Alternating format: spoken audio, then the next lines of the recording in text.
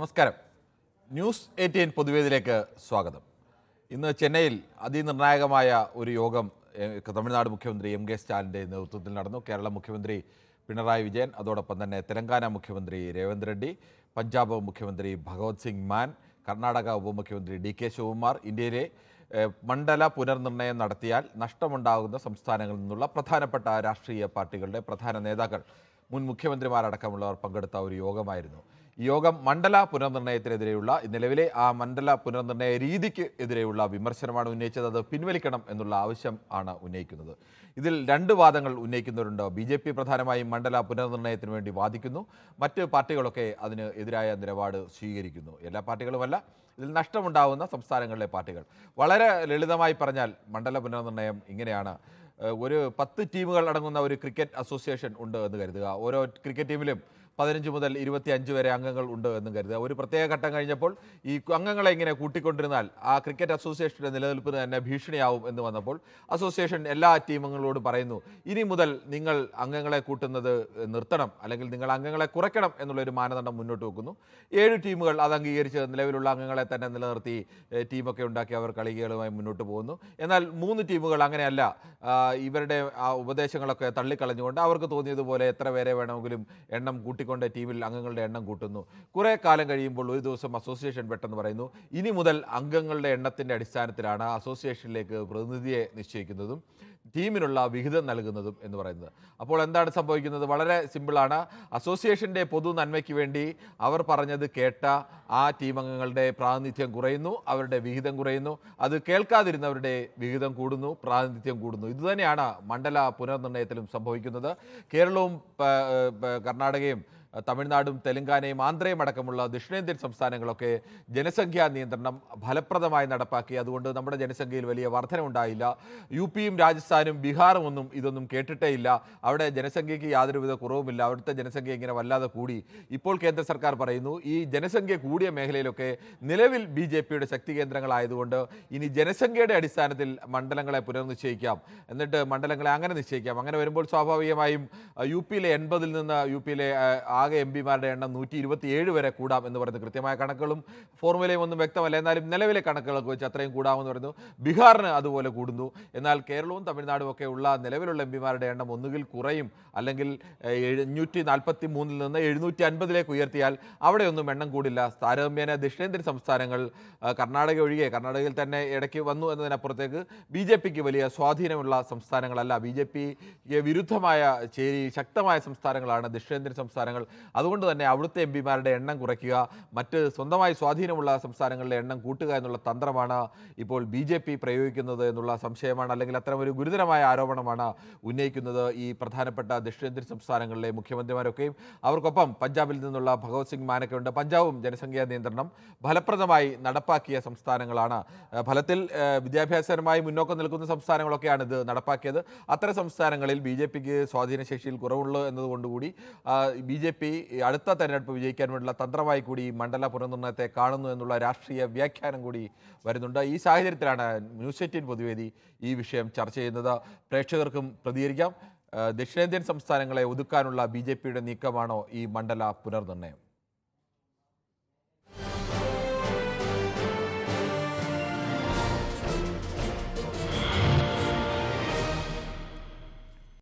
ശ്രീ മൊയ്തീൻ കുഞ്ഞാണ് കായംകുളത്ത് നിന്നും. ശ്രീ മൊയ്തീൻ കുഞ്ഞ്, ഇന്ന് ചെന്നൈയിൽ ഒരു വലിയ യോഗമൊക്കെ നടന്നു മണ്ഡല പുനർനിർണയത്തിനെതിരെ.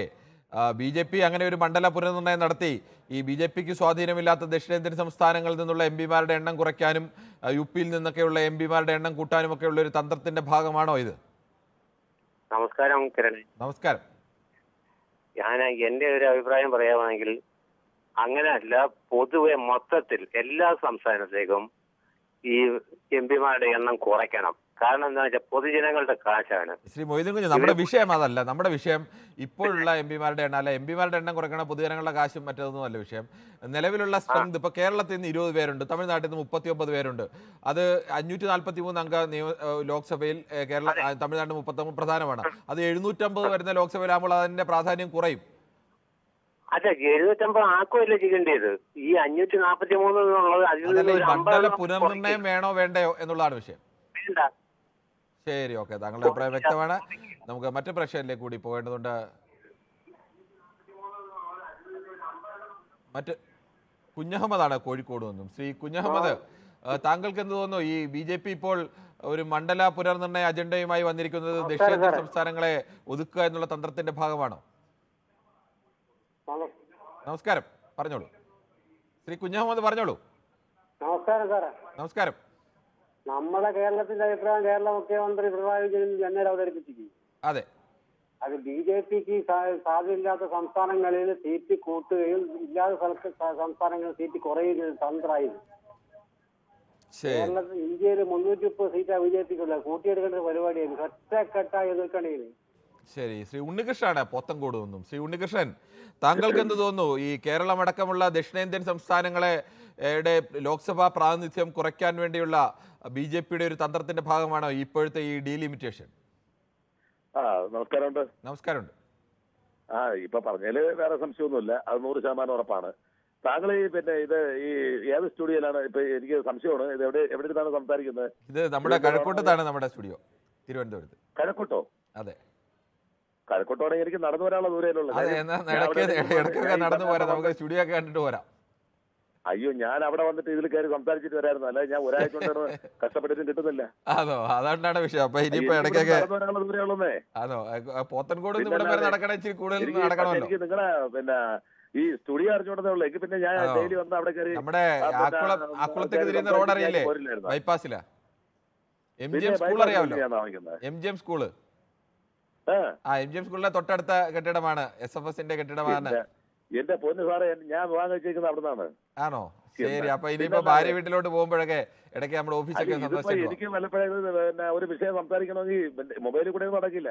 ഇതിപ്പോ എന്തോ ബൈ ചാൻസിൽ വന്നു പോയതാണിത്. ശരി. പക്ഷേ ഇടയ്ക്കിടയ്ക്ക് പക്ഷെ ഉണ്ണികൃഷ്ണനെ കിട്ടുന്നുണ്ട് നമുക്ക്, മറ്റു പലരും അങ്ങനെ പോലും കിട്ടിയില്ല. കാര്യം രണ്ടു ദിവസമായിട്ട് ഒരാള് തിരുവനന്തപുരത്ത് നിന്നുള്ള ഒരാള് നരേന്ദ്രമോദിയെ തകർത്ത് തരിപ്പണാക്കണത് അദ്ദേഹത്തിന് വിശ്വഗുരുവാണെന്ന് അതൊക്കെയാണ് നമുക്ക് കിട്ടാനുള്ളത്. കാര്യം എന്ന് പറഞ്ഞാൽ തകർത്ത് അദ്ദേഹത്തിനെ കുറിച്ച് എന്താണെന്ന് പോലും അറിഞ്ഞൂടെ. നമ്മളെ വിഷയത്തിൽ മാറി ഒരു സെക്കൻഡ് വിഷയത്തിൽ നിന്ന് മാറി സംസാരിക്കാനാണ്. അല്ല, എന്നാലും ഇത്രയും തറയായിട്ടൊക്കെ സംസാരിക്കണ കമ്മ്യൂണിസം മണ്ടേ പിടിച്ച ആളാണെന്ന് എനിക്കറിയാം. എന്നാലും ഇത്രയും പാടില്ല. നമ്മളെ ഒരിക്കലും അത് ശരിയല്ല. അങ്ങനെ ഇന്നലെ മെനിക്കാന്ന് താങ്കളുമായിട്ട് സംസാരിച്ച്, ഇന്നലെ മനുവായിട്ട് സംസാരിച്ച് ഒരു മര്യാദ വേണ്ടേ? അദ്ദേഹം ഈ പിന്നെ തിരുവാതിരയൊന്നും കാണാത്ത വ്യക്തിയാണെന്ന് തോന്നുന്നു. അതവിടെ നിൽക്കട്ടെ ശ്രീ ഉണ്ണികൃഷ്ണൻ. ഇപ്പൊ നമുക്ക് കഴിഞ്ഞ കാര്യത്തെ കുറിച്ച് ഇപ്പോൾ നമുക്ക് വിശദമായി ചർച്ച ചെയ്യാൻ ഇതുപോലെ ഉണ്ണികൃഷ്ണൻ പോലെ ഒരുപാട് പേർ കാത്തു നിൽക്കുകയാണ്. ഈ വിഷയത്തിൽ അഭിപ്രായം പറയൂ. ഞാൻ നിങ്ങളുടെ സ്റ്റുഡിയോയിൽ വരും. ശരി, പോരെ, നമുക്ക് സ്റ്റുഡിയോയിൽ പോരെ, നമുക്ക് സ്റ്റുഡിയോ ഒക്കെ കാണാം. ഞാൻ ഒരു പൊതുവേദിയിലെ വ്യക്തമാവുന്നുള്ള എനിക്ക് ഞാൻ അവിടെ വരും. പിന്നെ ഈ വിഷയത്തെ കുറിച്ച് പറഞ്ഞെങ്കിൽ സാറേ ഒരു സെക്കൻഡ് പറഞ്ഞോട്ടെ? പറഞ്ഞോളൂ. അതായത് 100% സാറ് പറഞ്ഞ സത്യമാണ്. BJPക്ക് കേന്ദ്ര ഗവൺമെന്റ് ഒരു തീരുമാനം എടുത്തു കഴിഞ്ഞാൽ ഇപ്പോഴത്തെ നിലവിൽ അവർ അത് പാസ്സാക്കുന്നുള്ള കാര്യത്തിൽ ഒരു സംശയവും വേണ്ട. ഇവിടുന്ന് ഇപ്പൊ പിണറായിയും അല്ലെങ്കിൽ പിന്നെ തമിഴ്നാട്ടിലെ എല്ലാവരും കൂടെ ചെന്ന് നമ്മളെ അവിയൽ സഖ്യം എല്ലാവരും കൂടെ ചെന്ന് അവിടെ എത്ര കോലാഹലം ഉണ്ടാക്കിയിട്ട് ഒരു ചുക്ക് സംഭവിക്കാൻ പോകുന്നില്ല. അവർ ചെയ്യുമെന്ന് പറഞ്ഞാൽ ചെയ്തിരിക്കും. കാര്യം എന്ന് പറഞ്ഞാൽ ഈ പോകുന്നവരാരും ഒറ്റയ്ക്ക് ഒരു ഒത്തൊരുമ ഉള്ളവരല്ല. ഇതൊരു പ്രഹസനം മാത്രമായിട്ട് ഇവരിന്ന് ഈ ഫംഗ്ഷന് പങ്കെടുക്കാൻ പോയെന്നല്ലാതെ അവിടെ വിട്ട് ഇവർ തമ്മിൽ പിരിഞ്ഞു കഴിഞ്ഞാൽ ഉണ്ടല്ലേ ഒന്നുമില്ല, ഒരു ചുക്കും സംഭവിക്കാൻ പോകുന്നില്ല. അവർ തീരുമാനം എടുത്തിട്ടുണ്ടെങ്കിൽ അവർ നടപ്പാക്കും. അവർക്ക് തീരുമാനങ്ങളുണ്ട്, അത് നടന്നിരിക്കും, ഒരു സംശയം വേണ്ട. അനന്തനാണ് കൊല്ലത്ത് നിന്ന്. ശ്രീ അനന്തൻ, താങ്കൾക്ക് എന്ത് തോന്നുന്നു? ഇത് യഥാർത്ഥത്തിൽ ദക്ഷിണേന്ത്യൻ സംസ്ഥാനങ്ങൾക്ക് കനത്ത തിരിച്ചടി നൽകാനുള്ള അല്ലെങ്കിൽ ദക്ഷിണേന്ത്യ ഒതുക്കാനുള്ള ഒരു നീക്കത്തിന്റെ കൂടി ഭാഗമാണോ? Good evening. എനിക്കിത് തോന്നുന്നത് ബേസിക്കലി നമ്മളിപ്പോ CAA NRC അതേപോലെ കാര്യങ്ങളൊക്കെ വന്ന സമയത്ത് ഒരു ടിപ്പിക്കൽ ഒരു കമന്റ് ഉണ്ടായിരുന്നല്ലോ. അതായത് മുസ്ലിംസിനെ എല്ലാം ഈ ലോകത്ത് നിന്ന് നമ്മുടെ ഇന്ത്യയിൽ നിന്ന് വെളിയിൽ ആക്കാനുള്ള പരിപാടിയാണ്. മുസ്ലിംസിനെ എല്ലാം അവർക്ക് വീടില്ലാതെയാവും, എന്തോന്ന് കുടിമാനത്തിൽ കിടക്കാൻ പോലെ അനുവാദം കൊടുക്കത്തില്ല എന്നൊക്കെ ഉള്ള ടിപ്പിക്കൽ ഡയലോഗ്സ് ഉണ്ടല്ലോ. അതേപോലത്തെ ഒരു കമന്റ് ആണെന്ന് തോന്നുന്നു. അതായത് ബാക്കി എല്ലാവർക്കും BJPയുടെ പ്ലാൻ ആണ്, അതാണ് ഇതാണ്. അൺലെസ് ആൻഡ് അൺടിൽ ഒരു പ്രോപ്പർ ആയിട്ട് ഒരു റെഗുലേഷൻസും റൂളും ബാക്കിയുള്ള കാര്യങ്ങളെല്ലാം പുറപ്പെടുവിക്കാതെ നമുക്ക് ഇതിനകത്ത് ഒരു പ്രത്യേകിച്ച് പറയാൻ പറ്റത്തില്ല. അല്ലെങ്കിൽ തന്നെയും ഇതേപോലുള്ള ശ്രീ അനന്തൻ പറയുന്നത് 2021 നടക്കേണ്ട സെൻസസ് ആയിരുന്നു. അത് പല കാരണങ്ങളാൽ അവർ ആദ്യം കോവിഡ് കാരണം പിന്നീട് പല കാരണത്താൽ നീട്ടിക്കൊണ്ടുപോയി. 26 സെൻസസ് നടത്തിയിട്ട് അത് മുൻ ഒരു നിയമ ഭേദഗതി മറികടക്കാൻ വേണ്ടിയാണ് 26 വരെ നീട്ടിയത് തന്നെ. 26 ഒരു സെൻസസ് നടത്തിയിട്ട് ഇപ്പോഴെത്രയാണോ ജനസംഖ്യ, ഇപ്പോഴത്തെ ജനസംഖ്യ അനുസരിച്ചാണ് ലോക്സഭാ മണ്ഡലങ്ങളിലെ എണ്ണം നിശ്ചയിക്കുന്നതെങ്കിൽ ഉത്തർപ്രദേശിലെ ലോക്സഭാ മണ്ഡലങ്ങളുടെ എണ്ണത്തിൽ വല്ലാതെ കൂടുതലുണ്ടാവും. കേരളം അടക്കമുള്ള സംസ്ഥാനങ്ങളുടെ എണ്ണത്തിൽ കുറവുണ്ടാവും. നമ്മളൊക്കെ ജനസംഖ്യാ നിയന്ത്രണം നടപ്പാക്കിയതുകൊണ്ടാണ് നമ്മളുടെ എണ്ണം കുറഞ്ഞത്. അപ്പോൾ ജനസംഖ്യാ നിയന്ത്രണം നടപ്പാക്കിയത് രാജ്യത്തിന്റെ പുരോഗതിക്ക് പുരോഗതിക്ക് വേണ്ടിയാണ്, അല്ല കേരളത്തിന്റെ മാത്രം പുരോഗതിക്ക് വേണ്ടിയല്ല. രാജ്യ പുരോഗതിക്ക് വേണ്ടി കേന്ദ്ര സർക്കാർ പറഞ്ഞതനുസരിച്ച് ജനസംഖ്യാ നിയന്ത്രണം നടപ്പാക്കി നമ്മളെ ശിക്ഷിക്കുകയും ജനസംഖ്യാ നിയന്ത്രണം നടപ്പാക്കാത്തവർക്ക് അധികമായി പ്രതിഫലം നൽകുകയും ചെയ്യുക എന്ന് പറയുന്നത് അനീതിയല്ലേ? നമ്മളിപ്പം അതാ പറഞ്ഞേക്കുന്നത്. നമ്മളിപ്പോ പ്രോപ്പറായിട്ട് റൂൾസ് ആൻഡ് റെഗുലേഷൻസ് വരാത്തിടത്തോളം കാലം നമ്മൾ ഈ അസംഷൻസ് വെച്ചിട്ട് ഒരു പ്രോപ്പറായിട്ട് റൂൾ ആൻഡ് റെഗുലേഷൻസ് അവർ പറയണ്ടേ? ഞങ്ങൾ 2026 അടിസ്ഥാനത്തിലല്ല നടപ്പാക്കാൻ പോകുന്നത്. അത് ഡിസ്പ്ലേ ചെയ്യാതെ നമുക്ക് അതിനെപ്പറ്റി ഒന്നും പറയാൻ പറ്റില്ല. ഇപ്പൊ എല്ലാം നമ്മൾ പറയുന്നത് അവരങ്ങനെ നടപ്പാക്കി കഴിഞ്ഞാൽ കേരളത്തിന്റെ ഒക്കെ സ്ഥിതി എന്താവും? ഇപ്പം CNRC സമയത്ത് ഇതേപോലുള്ള അസംഷൻസ് മാത്രമായിരുന്നില്ല ഉണ്ടായിരുന്നത്. മുസ്ലിംസിന് വീട് നഷ്ടമാവും, അവരെ വെളിയിലെടുക്കുന്നു. ബട്ട് ഇൻ ദ എൻഡ് ആ നിയമത്തിലടക്കം ഫലത്തിൽ വന്നാൽ ആ നിയമം നടപ്പാക്കുന്നതിൽ എത്രത്തോളം ഇത് വന്നു എന്നുള്ളിടത്താണല്ലോ.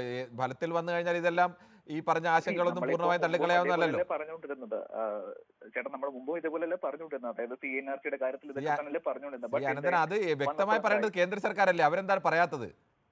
നമ്മളിപ്പോ ഒരു റൂൾസ് ആൻഡ് റെഗുലേഷൻ ഡിസ്പ്ലേ അവര് ചെയ്യണ്ടേ? അവര് പറയണ്ടേ? ഞങ്ങള് അമിത്ഷാ പറഞ്ഞെന്താണ് സംസ്ഥാനങ്ങളുടെ അമിത്ഷാ പറഞ്ഞെന്താണ് നിങ്ങളുടെ ഒന്നും എണ്ണം കുറയില്ല എന്ന് പറഞ്ഞു. എന്ന് പറയുമ്പോൾ എണ്ണം കുറയാതിരിക്കുകയും യുപിയുടെ എണ്ണം കൂടുകയും ചെയ്താലോ?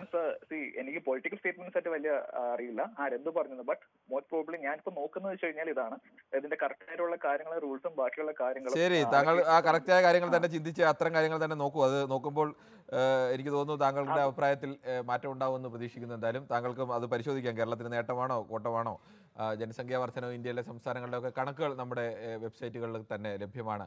ആ കണക്കുകൾ വെച്ചാൽ നമുക്ക് ഏകദേശ ചിത്രം കിട്ടും. കൃത്യമായി ചിത്രം ഫോർമുല പറയാത്തതുകൊണ്ട് കിട്ടാമെങ്കിലും ഏകദേശ ചിത്രം നമുക്ക് കിട്ടുന്നത് വ്യക്തമായി തന്നെ കിട്ടും. നമുക്ക് മറ്റൊരു പ്രശ്നം ബിനോയാണ് കൊല്ലത്ത് നിന്നും. ശ്രീ ബിനോയ്, താങ്കൾക്ക് എന്ത് തോന്നുന്നു? ഈ ദക്ഷിണേന്ത്യൻ സംസ്ഥാനങ്ങൾക്കാണ് ഈ പുനർനിർണ്ണയം വന്നാൽ ഏറ്റവും കനത്ത നഷ്ടമുണ്ടാകുന്നത്. നമ്മുടെ ആകെ വിഹിതത്തിൽ, നമ്മുടെ ശതമാനത്തിൽ വലിയ കുറവുണ്ടാവും. കിരൺ നമസ്കാരം. നമസ്കാരം. അല്ല, കിരൺ പറഞ്ഞത് കണക്ക് തന്നെ ദക്ഷിണേന്ത്യൻ സംസ്ഥാനങ്ങൾക്കാണ് ഏറ്റവും കൂടുതൽ കുറവ് വരുന്നത്. ഇപ്പൊ BJP അങ്ങനെ ഒരു രാഷ്ട്രീയ ലോക്കോട് കൂടി തന്നെയാണ് ഇപ്പോൾ ഈ മണ്ഡല പുനർനിർണയവുമായി മുന്നോട്ട് വന്നിരിക്കുന്നത്. BJP ഉദ്ദേശിക്കുന്നത് കിരണെ ഈ രാജ്യത്ത് ഒരു പാർട്ടി മാത്രം കാണുക, അവർ കൂടുതലുള്ള ഈ കിരൺ സൂചിപ്പിച്ചത് കണക്ക് തന്നെ UP-യിലും കണക്ക് MP-യിലും ഒക്കെ ഉള്ള സ്ഥലങ്ങളിൽ അവരുടെ ആളുകളുടെ എണ്ണം കൂടുതലെന്ന് അവർക്ക് വ്യക്തമായിട്ട് അറിയാം. അവരുടെ വോട്ടർമാരുടെ എണ്ണം കൂടുതലാണെന്നറിയാം. അപ്പം ഇങ്ങനെ ഒരു പ്രശ്നം വരുമ്പോൾ ഇപ്പൊ കിരൺ സൂചിപ്പിച്ചതുപോലെ ഒരു 750 സീറ്റ് ഉണ്ടെങ്കിൽ തന്നെ അവിടെയേ കൂടത്തുള്ളൂ. നമ്മളെ സൗത്ത് ഇന്ത്യൻ സംസ്ഥാനങ്ങളെ പാടെ അവഗണിച്ചുകൊണ്ടാണ് BJP നടപ്പിലാക്കാൻ പോകുന്നത്. എന്തായാലും ഇത് ഏകപക്ഷീയമായ ഒരു തീരുമാനമാണ് അവർ ചർച്ചയായിട്ട് മുന്നോട്ട് വരുന്നത്. അപ്പോൾ ഒരിക്കലും അങ്ങനല്ല. ഈ ഇപ്പോഴുള്ള അടിസ്ഥാനത്തിൽ പോകുന്നതായിരിക്കും ഈ ഇലക്ഷൻ കമ്മീഷനും നല്ലത്, ഇന്ത്യ ഗവൺമെന്റിനും നല്ലത് ഇതാണ്. അതുകൂടാതെ ഈ കേന്ദ്ര ഗവൺമെന്റ് തന്നെ പറഞ്ഞിട്ടുണ്ട് നേരത്തെ കുടുംബാസൂത്രണം. പക്ഷേ സൗത്ത് ഇന്ത്യൻ സംസ്ഥാനങ്ങള് വിദ്യാഭ്യാസം കൂടുതലുള്ള സംസ്ഥാനങ്ങൾ തീർച്ചയായിട്ടും നടപ്പിലാക്കിയിട്ടുണ്ട്. പക്ഷേ മറ്റുള്ള സംസ്ഥാനങ്ങളൊന്നും നടപ്പിലാക്കാതിരിക്കുകയും ഇപ്പോൾ BJPക്ക് തോന്നി ജനസംഖ്യ ആനുപാതികമായി ഒരു പ്രത്യേക കമ്മ്യൂണിറ്റി ഇവിടെ കൂടുതലാണെന്ന് തോന്നിയിട്ടാണ് അവർ വീണ്ടും ഈ ഒരു പുനർനിർമ്മാണം, അതായത് മണ്ഡലം പുനർനിർമ്മാണം നടത്തുവാൻ ഉദ്ദേശിക്കുന്നത്. ഇതെന്തായാലും നമ്മുടെ ജനാധിപത്യ. ശ്രീ ശശിധരനാണ് വയലാറിൽ നിന്നും. ശ്രീ ശശിധരൻ, താങ്കൾക്ക് എന്ത് തോന്നുന്നു? ഇപ്പോഴത്തെ ഈ മണ്ഡല പുനർനിർണയ നീക്കം അത് എന്തിനു വേണ്ടിയുള്ളതാണ്? ശ്രീ ശശിധരൻ നമസ്കാരമുണ്ട്, പറഞ്ഞു. കിരണ, നമ്മള് എത്രയൊക്കെ ബലം പിടിച്ചാലും ശരി, സൗത്ത് ഇന്ത്യ കിടക്കുന്ന ഈ രാഷ്ട്രീയ കക്ഷികൾ എത്ര ബലം പിടിച്ചാലും ശരി, ഇന്ത്യയിൽ ഇന്ന് BJP ശക്തമായിട്ട് നിൽക്കുന്നതിനൊരു കാരണം ഇവിടുത്തെ പ്രതിപക്ഷം തന്നെയാണ്. ഞാൻ പറയുന്നത് ഇടയ്ക്ക് കയറി പറയരുത്, കൃത്യമായിട്ട് പറയാം. ഇവിടെ ഇവർ ഈ BJP തന്നെ തുടർഭരണത്തിൽ കൊണ്ടുപോകുന്നത് ഇവിടുത്തെ പ്രതിപക്ഷത്തിന്റെ കഴിവുകേട് തന്നെയാണ്. ഇലക്ഷൻ വരുമ്പോൾ ഞാൻ വലുതാണ്, എനിക്ക് വേണം. എന്തെങ്കിലും ഒരു ഐക്യതയുണ്ടോ? ഈ പ്രതിപക്ഷത്തിന് എന്തെങ്കിലും ഐക്യതയുണ്ടോ? ഇവരെന്തെങ്കിലും യോജിച്ച് നിന്നിട്ടുണ്ടോ? ശക്തമായിട്ട് യോജിച്ച് നിന്നാൽ വോട്ടിംഗ് ശതമാനം കണക്കിലെടുത്തു കഴിഞ്ഞാൽ ഇവിടെ പ്രതിപക്ഷത്തിനാണ് മുൻതൂക്കം. അത് പല പാത്രത്തിലായിട്ട് പോകുന്നു. BJP സമയം വരുമ്പോൾ അവരുടെ ആ ഒരു തന്ത്രം ഉപയോഗിച്ച് അവർ ശക്തമായ കൂട്ടുകെട്ടുണ്ടാക്കി അവരൊറ്റക്കെട്ടായി മത്സരിക്കുന്നു. അവർ വിചാരിക്കുന്ന കാര്യങ്ങളൊക്കെ സാധിക്കുന്നു. അതിന് വഴങ്ങിക്കൊടുക്കുക അല്ലാണ്ട് ഈ പ്രതിപക്ഷത്തിന് ഈ ഐക്യത ഇല്ലാത്തിടത്തോളം കാലം ഇത് തന്നെ ഇനി മുന്നോട്ട് പോകും. അവർ വിചാരിക്കുന്ന കാര്യങ്ങളൊക്കെ അവർ നടത്തും. എതിർക്കണം, പക്ഷെ ഇവരെ കൊണ്ട് നടക്കില്ല. ഈ പ്രതിപക്ഷത്തെ കൊണ്ട് നടക്കില്ല. ശരി, എന്ന് കരുതി നമ്മൾ ആ ശക്തിയിൽ ഒരുമിച്ച് നിൽക്കുകയല്ലേ വേണ്ടത്? ഒരു വിഷയത്തിൽ ഇവർക്ക് ഐക്യത ഇല്ലെന്നേ. ഇപ്പൊ ഇത് നിലനിൽപ്പിന്റെ പ്രശ്നം വന്നപ്പോ ഇവരിങ്ങനെ കൂടുന്നുവെങ്കിലും ഈ അഭിപ്രായം പറയുമ്പോഴത്തേക്ക് അവസാനം വരുമ്പോ ഇവർ ഒറ്റക്കെട്ടായിരുന്നു എതിർക്കില്ല എന്നുള്ള ഉറച്ച വിശ്വാസമുണ്ട്. അതിനിപ്പോ വരും കാലങ്ങളിൽ കാണാം. ശശിധരന്റെ അഭിപ്രായം അങ്ങനെയാണ്. നമുക്ക് മറ്റു പ്രേക്ഷകരിലേക്ക് കൂടി പോകേണ്ടതുണ്ട്. ബാലരാമപുരത്തൊന്നും ശ്രീ ശിവദാസനാണ്. ശ്രീ ശിവദാസൻ, താങ്കൾക്ക് എന്ത് തോന്നുന്നു? ഈ ദക്ഷിണേന്ത്യൻ സംസ്ഥാനങ്ങളെ ബോധപൂർവം ഒതുക്കുക എന്നുള്ള ഒരു തന്ത്രം കൂടി ഇതിന് പിന്നിലുണ്ടോ? നമസ്കാരം. നമസ്കാരമുണ്ട് സാർ, എനിക്കൊന്ന് പറയാനുള്ളത്, BJP ഇപ്പൊ നേരത്തെ ഒരാൾ പറഞ്ഞത് BJPയുടെ വളർച്ച അമിതമായ വളർച്ചയാണ്. കാരണം അവിടെ പ്രതിപക്ഷമില്ല, ശക്തമായ പ്രതിപക്ഷമില്ല, ശക്തമായ ജനങ്ങളെ സ്നേഹിക്കുന്ന ഒരു പ്രതിപക്ഷം ഇന്ത്യയിലില്ല. അതാണ് ഏറ്റവും ഈ പ്രശ്നം വരുന്ന കാര്യം. അപ്പൊ അവർക്ക് എന്ത് വേണോ ചെയ്യേണ്ട അവകാശം അവർക്കുണ്ട്. ഭരണമനുസരിച്ച് അവർക്ക് അറിയാതെ സുപ്രീം കോടതിയെ പേര് അനുവാദം കൊടുക്കും. പക്ഷെ അത് നമ്മളെ കേരളത്തിലോ നാല് മുഖ്യമന്ത്രിമാരുന്നുകൊണ്ട് ഒത്തുകൂടിയിട്ട് തമിഴ്നാട് വിളിച്ചു വരുത്തി അവിടെ ഒരു യോഗം കൂടി അവിടെ ഇന്ത്യയുടെ അക്ഷരങ്ങളും മാലകളും അടിച്ചു മാറ്റി ഹിന്ദി വേണ്ട എന്ന് പറയുമ്പോൾ ഇന്ത്യയുടെ മാതൃകാ ഭാഷ ആക്ഷേപിക്കുന്ന ഈ 4 മുഖ്യമന്ത്രിമാരാണെന്ന് ബോധ്യമായി. അപ്പോൾ എന്ത് ചെയ്യും? മറ്റുള്ള ജനങ്ങൾക്ക് വികാരം കൂടും, ബിജെപിക്കുള്ള സ്നേഹം കൂടും. അതാണ് BJPയുടെ വളർച്ച. അതായത് ശക്തമായ പ്രതിപക്ഷം ഇന്ത്യ ഒട്ടാകെ നിൽക്കുന്ന ഇന്ത്യൻ നാഷണൽ കോൺഗ്രസ്. ഞാൻ കോൺഗ്രസിന്റെ മണ്ഡലം വൈസ് പ്രസിഡന്റ് ആയിരുന്നു. പല വേദിയിൽ ഞാൻ നിന്ന ഒരാളാണ്. പക്ഷെ ഇന്ന് ഞാൻ പ്രവർത്തനമില്ല. കാരണം പ്രവർത്തിക്കാൻ എനിക്ക് മനസ്സ് വരുന്നില്ല. ജോലി ചെയ്യുന്നവൻ വേറെ, കൂലി കൊണ്ടുപോകുന്നവൻ വേറെ. എനിക്ക് മുഖ്യമന്ത്രി ആവണം, എനിക്ക് മറ്റേതാവണം മറിച്ചതാവണം ആകുമ്പോൾ എന്ത് ചെയ്യും? ഇവിടെ വളരുന്നത് BJP ആണ്. കേരളത്തിൽ കൊണ്ടുപോകുന്ന ആരാണ് കൊണ്ടുപോകുന്നത്? CPM കൊണ്ടുപോകുന്നത്. CPM കൊണ്ടുപോകുമ്പോൾ ഇവിടെ ആരുടെ ശക്തമായ പ്രതിപക്ഷം ഉണ്ടോ? കോൺഗ്രസ് ഉണ്ടോ? ഇല്ല. ഇപ്പൊ കോൺഗ്രസ് പ്രതിപക്ഷമായിട്ട് ഇവിടെ ഉയർന്നു വരുമ്പോൾ അവരകത്ത് ആൾ തന്നെ പ്രശ്നം ഉണ്ടാകും. കാരണം ഞാൻ ഒന്ന് പറയട്ടെ, എന്റെ ഒരു സഹോദര ശശി തരൂർ പറഞ്ഞ കാര്യങ്ങൾ മാധ്യമങ്ങൾ പോലും പറയാത്ത കാര്യമാണ്. CPM LDFിന് വേണ്ടി അങ്ങ് ന്യായീകരിച്ച് പറഞ്ഞിട്ടുള്ളത്. ശരിയല്ലേ ഞാൻ പറയുന്നത്? അപ്പൊ ഇവിടെ ശക്തമായ പ്രതിപക്ഷത്തിലേക്ക് പോകേണ്ടതുണ്ട്. ശ്രീ ഹരിദാസനാണ് പാലയിൽ നിന്ന്. ശ്രീ ഹരിദാസൻ, താങ്കൾ ഈ വിഷയത്തെ എങ്ങനെയാണ് കാണുന്നത്? നമസ്കാരം സാർ. ഞാൻ പുതുവതി കുറെ ശ്രമത്തിൽ നിന്ന് ആദ്യമായിട്ട് കിട്ടിയതാണ്. ഞാൻ ആദ്യമായിട്ട് ഒരു കാര്യം പറയാം സാർ. വരുന്നത് ആദ്യമായിട്ട് 10 ലക്ഷം ജനസംഖ്യക്ക് ഒരു കോൺസ്റ്റിറ്റ്യുവൻസി എന്ന നിലയ്ക്കല്ലേ വരാൻ വേണ്ടി പോകുന്നത്. അപ്പൊ നമുക്ക് കേരളത്തിൽ സത്യം പറയാൻ 20 എന്നുള്ളത് ഏകദേശം 30-ന്റെ എത്തത്തില്ലേ? അങ്ങനെയല്ല ശ്രീ ഹരിദാസൻ, അതിനകത്ത് ഇതുവരെ വ്യക്തത വന്നിട്ടില്ല. 543 അംഗ ലോക്സഭ ഇനി 750 ആക്കി വർദ്ധിപ്പിക്കുന്നു എന്ന് പറയുന്നു. അങ്ങനെയാണെങ്കിലും ഇനി 543 നിലനിർത്തുകയാണെങ്കിലും 2026 ഇപ്പോൾ നടക്കാൻ പോകുന്ന കനേഷുമാരിയുടെ അടിസ്ഥാനത്തിൽ ലോക്സഭാ മണ്ഡലങ്ങൾ പുനർനിശ്ചയിച്ചാൽ ജനസംഖ്യയിൽ വലിയ വർധനവുണ്ടായ സംസ്ഥാനങ്ങളിൽ അവരുടെ എണ്ണം, ടോട്ടൽ MPമാരുടെ എണ്ണം കൂടും. അങ്ങനെയാണെങ്കിൽ UPയിലൊക്കെ ആയിരിക്കും ഏറ്റവും കൂടുതൽ ജനസംഖ്യാ വർധനമുള്ളത്. കേരളത്തിലായാലും തമിഴ്നാട്ടിലായാലും കർണാടകയിലായാലും ആന്ധ്രയിലായാലും തെലങ്കാനയിലായാലും ഒക്കെ ജനസംഖ്യാ നിയന്ത്രണം ഫലപ്രദമായി നടപ്പാക്കിയ സംസ്ഥാനങ്ങളാണ്. അത്തരം സംസ്ഥാനങ്ങളിലെ MPമാരുടെ എണ്ണം ആനുപാതികമായി കുറയും. ഇനിയിപ്പോൾ കേരളത്തിൽ അമിത്ഷാ പറഞ്ഞ തന്ത്രപരമായ ഒരു നീക്കമുണ്ട്. നിങ്ങളുടെ ഒന്നും എണ്ണം കുറയില്ല എന്ന് പറയുന്നു. എണ്ണം കുറയില്ല എന്ന് പറയുമ്പോൾ 750 ആക്കുകയാണെങ്കിൽ കേരളത്തിൻ്റെയും തമിഴ്നാടിൻ്റെ എണ്ണം കുറഞ്ഞില്ലെങ്കിലും UPയുടെ എണ്ണം കൂട്ടിയാൽ നമ്മുടെ അനുപാതം കുറഞ്ഞില്ലേ? അങ്ങനെ ആകുമ്പോൾ സ്വാഭാവികമായിട്ടും നമുക്ക് കിട്ടേണ്ട വിഹിതം കുറയും, നമുക്ക് അവിടെയുള്ള സ്വാധീനശേഷി കുറയും. കേരളത്തിൻ്റെ തമിഴ്നാടിന് 39 കേരളത്തിൻ്റെ 20 ഒന്നും ഒരു കാര്യമായ സംഖ്യയായി വരില്ല. 750 വരുമ്പോൾ UPയിലെ മാത്രം 126 128 വരെ വരാമെന്ന് പറയുന്നു. അത് നിലവിൽ നമ്മൾ നിയമം പാലിച്ച് ഇന്ത്യയുടെ പുരോഗതിക്ക് വേണ്ടി നമ്മൾ ജനസംഖ്യാ നിയന്ത്രണം പാലിച്ചു. അതിന്റെ പേരിൽ നമ്മളെ കഷ്ടപ്പെടുത്തണോ? അല്ല, അതിന്റെ ആവശ്യമില്ല സാർ. ഞാൻ ചോദിക്കുന്നത് എന്താ അറിയോ, ഈ 10 ലക്ഷത്തിന് ഒരു കോൺഫറൻസ് ആക്കുകയാണെന്ന് വെച്ചാൽ ഇന്ത്യയിലെ എല്ലാ സംസ്ഥാനത്തും അത് ഭാഗമല്ലേ? അല്ല, അങ്ങനെയാണെങ്കിൽ നമുക്ക് നഷ്ടമാണ്. അങ്ങനെയാണെങ്കിൽ നമുക്ക് 30 മണ്ഡലം വരില്ലേ? നമുക്ക് എണ്ണം കൂടുന്നതല്ല. ഇപ്പൊ നമുക്ക് 30 വരെ. ഇപ്പൊ ഞാൻ ഒരു ഉദാഹരണം ചെറുതായി പറയാം. 100 എണ്ണം ഉള്ളതിൽ കേരളത്തിന് 10 ആണ് ഉള്ളതെന്ന് കരുതുക. ഇനി അത് 200 ആക്കി വർദ്ധിപ്പിച്ചു ആകെ എണ്ണം. അപ്പൊ 100 എണ്ണം ഉള്ളതിൽ 10 ഉണ്ടെങ്കിൽ നമുക്ക് 10% ഉണ്ട്. 200 ആക്കി ആകെ വർദ്ധിപ്പിച്ചിട്ട് കേരളത്തിന്റെ എണ്ണം 12 ആക്കി. 12 ആക്കി കഴിഞ്ഞാൽ നമുക്ക് എന്താണ്? ആകെ നമ്മുടെ 10% ഉണ്ടായിരുന്നത് നമ്മുടെ 6% കുറയുകയാണ്. നമ്മുടെ ആകെ അനുപാതം കുറയുകയാണ്. അങ്ങനെയല്ലേ? ഞാൻ കേട്ടത് സ്ഥിതിയാണ്, എനിക്കറിയില്ല, കറക്റ്റ് കാര്യം എനിക്കറിയില്ല. ഞാൻ കേട്ടത് അങ്ങനെ ഡിലിമിറ്റേഷൻ വരികയാണെങ്കിൽ 10 ലക്ഷം ജനങ്ങൾക്ക് അങ്ങനെ വന്നാലും കേരളത്തിനടക്കം തിരിച്ചടിയാണ്. അല്ല, കേരളം എങ്ങനെ തിരിച്ചടിയാ? കേരളത്തിൽ ഇപ്പൊ 20 സീറ്റുള്ള സ്ഥലത്ത് തന്നെ ഇപ്പൊ നമുക്ക് ശ്രീ ഹരിദാസൻ, ഞാനതാ വളരെ സിമ്പിളായി പറഞ്ഞത്. 100 സീറ്റുകളാണ് ആകെ ഉള്ളതെന്ന് കരുതുക. കേരളത്തിൽ 10 സീറ്റാണെന്ന് കരുതുക. ആ 100 സീറ്റിന്റെ എണ്ണം അപ്പം നമുക്ക് എത്ര ശതമാനം ഉള്ളത്? 10% വിഹിതം കേരളത്തിൽ. അപ്പൊ 200 സീറ്റായി അത് വർദ്ധിപ്പിച്ചു. 200 സീറ്റായി വർദ്ധിപ്പിക്കുമ്പോൾ കേരളത്തിന്റെ വിഹിതം 10-ൽ നിന്ന് 20 ആവണം. 20 ആവില്ല. ഇനി കൂടിയാലും കേരളത്തിന്റെ വിഹിതം 10-ൽ നിന്ന് 12 ആയി എന്ന് കരുതുക. അപ്പൊ കേരളത്തിന്റെ ആകെ ശതമാനം എത്ര? 6% കുറഞ്ഞു. നമ്മുടെ സ്ട്രെങ്ത് അത്രയും കുറയുകയാണ്. നമ്മുടെ ആകെ വിഹിതം അത്രയും കുറയുകയാണ്. നമ്മുടെ ലോക്സഭയിലേക്കുള്ള നമ്മുടെ സ്വാധീനശേഷി അത്രയും കുറയുകയാണ്. കുറയാൻ പാടില്ല. ഞാൻ കുറയുന്നതിന് അനുകൂലിക്കുന്ന ആളല്ല. ഞാൻ സത്യത്തിൽ പറയുകയാണെങ്കിൽ ഞാൻ വായിച്ചത് കൊണ്ട് തെറ്റിട്ട് മനസ്സിലായിട്ട് പറയാണ്, ചോദിച്ചാണ്. ഈ 10 ലക്ഷത്തിന് ഒരു ബീഹാറിലായാലും ഒക്കെ ഇതൊരു ബാധകമല്ലേ? അല്ല, അങ്ങനെ വെച്ച് അല്ല കൂട്ടേണ്ടത്. ഈ ജനസംഖ്യയുടെ ഇപ്പോഴത്തെ ജനസംഖ്യ വെച്ച് കൂട്ടിക്കഴിഞ്ഞാൽ ജനസംഖ്യാ നിയന്ത്രണം പാലിച്ചവർക്ക് നഷ്ടമുണ്ടാകുകയും പാലിക്കാത്തവർക്ക് ലാഭം ഉണ്ടാകുകയും ചെയ്യും. അതിപ്പോ സെൻസസ് നടക്കണ്ടേ? നടന്നതിന് ശേഷമുള്ള കാര്യമാണ് ഇപ്പൊ സംഭവിക്കാൻ. അല്ല, അതെ, നടത്താൻ പോകുന്നതിന് 21 സെൻസസ് അങ്ങനെ നീട്ടിക്കൊണ്ട് പോയത്. അതാ നീട്ടിപ്പോയതാണ്. അതിനെ മറ്റേ ഓരോ സാഹചര്യം കൊണ്ട് പോയതാണ്. കുറച്ച് വർഷങ്ങൾ സാഹചര്യം കൊണ്ട് പോയത്, പിന്നീട് തന്ത്രപരമായി കേന്ദ്ര സർക്കാർ നീട്ടിയതുമാണ്. ആയിക്കോട്ടെ, ശരി, ഓക്കെ. നമുക്ക് ആദ്യമായിട്ട് കിട്ടിയതാണ്. ഞാൻ ഒരു ദിവസം ശ്രദ്ധിക്കാറുണ്ട്. എന്തായാലും ഹരിദാസൻ നാളെയൊക്കെ വിളിക്കൂ.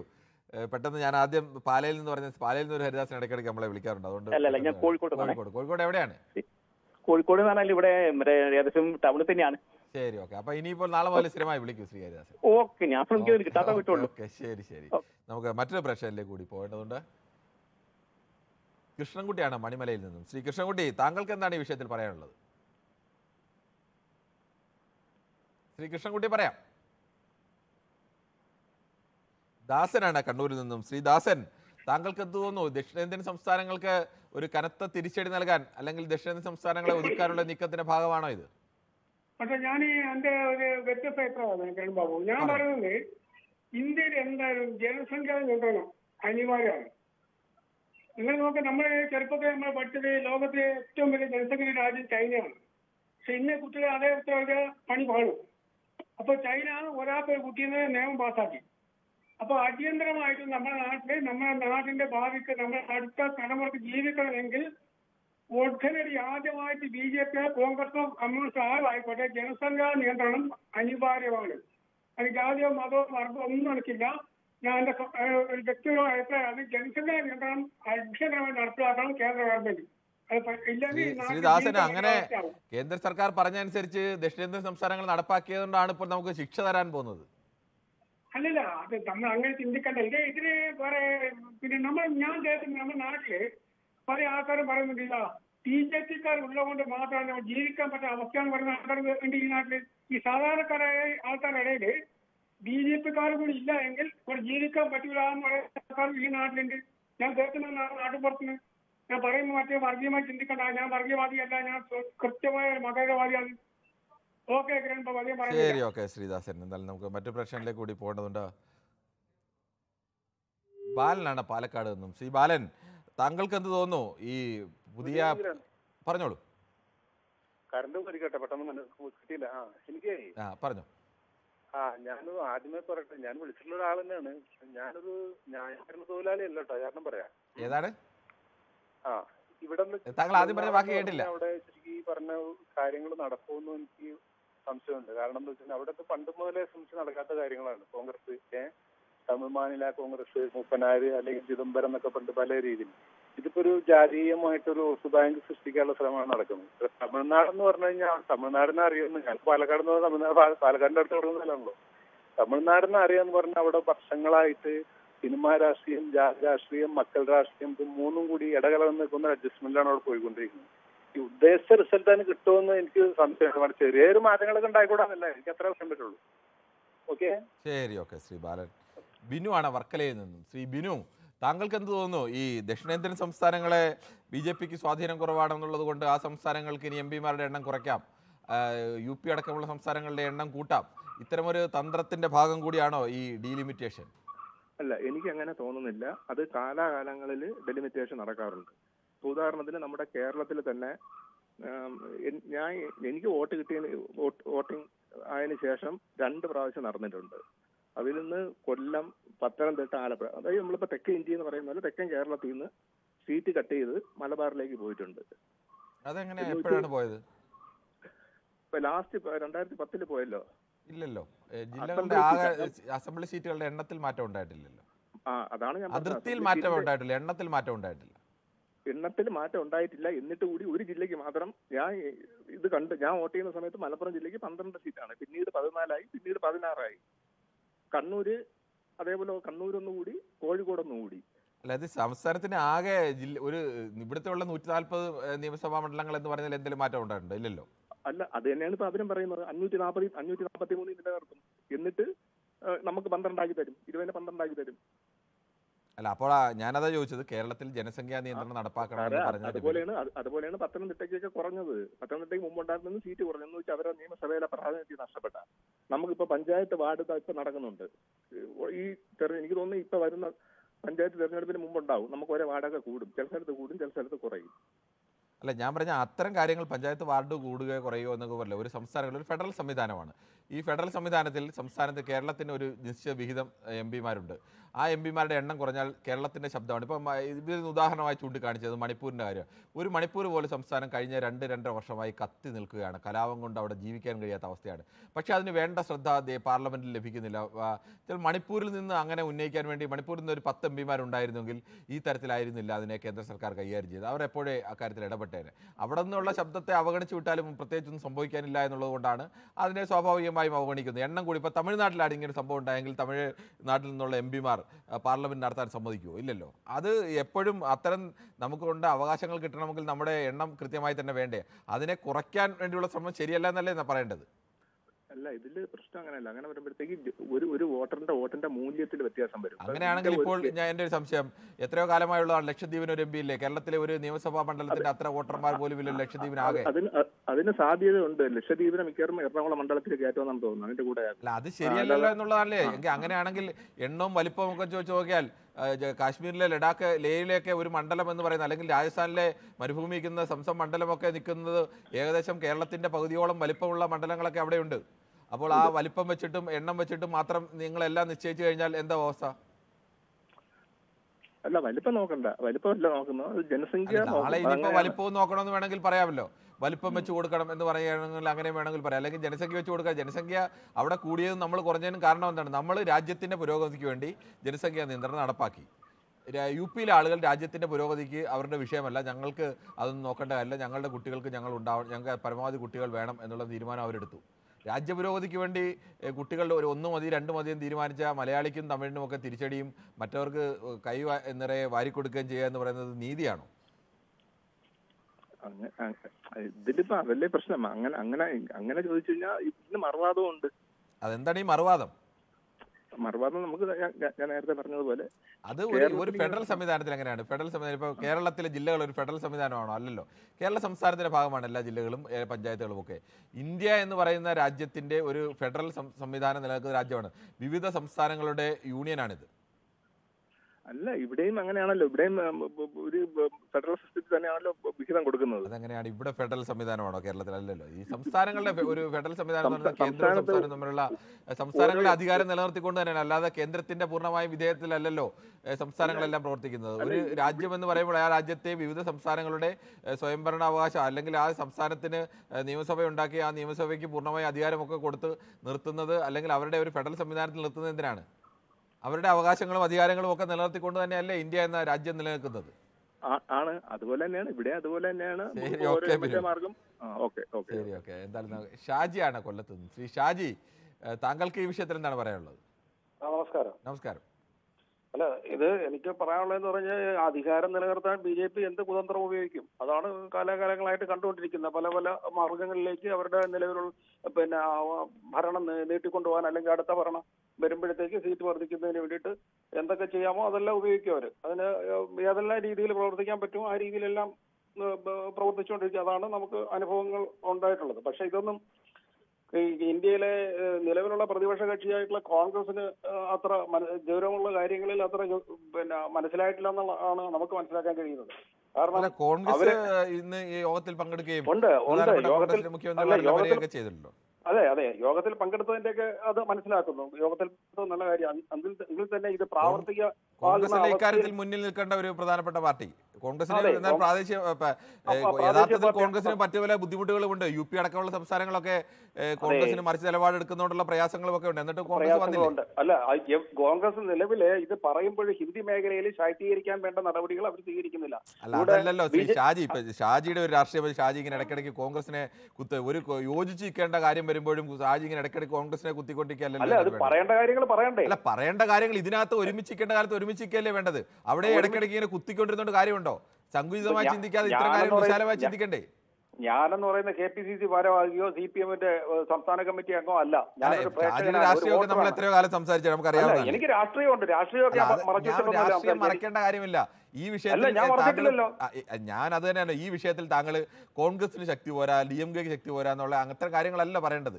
അല്ല, അതിപ്പോ ഞാൻ പറയുന്നത് എന്താണെന്ന് കേൾക്കാം. ഞാൻ കേട്ടല്ലോ, ഇതൊക്കെ പറഞ്ഞു വരുമ്പോഴേ നമുക്കറിയില്ലേ ഷാജി എന്താ പറയുന്നത്. ഞാനൊന്ന് പറഞ്ഞോട്ടെ. പറഞ്ഞോളൂ. ഞാൻ പറയുന്നത് പിന്നെ പ്രതിപക്ഷ കക്ഷികൾക്ക് സ്വാധീനമുള്ളിടത്ത് വീണ്ടും അവിടെ മത്സരിച്ച് സ്വാധീനം കുറയ്ക്കുന്നതിനാണ് കോൺഗ്രസ് ശ്രമിക്കുന്നതെന്നാണ് ഞാൻ പറഞ്ഞത്.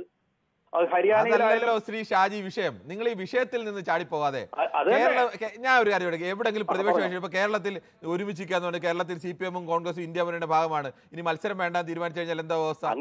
അങ്ങനെയല്ലേ അതിൽ താങ്കൾ പറയുന്നില്ല, അത് യാതൊരു അർത്ഥമില്ല. ഞാൻ അങ്ങനെയാണ് തിരിച്ചു ചോദിക്കട്ടെ.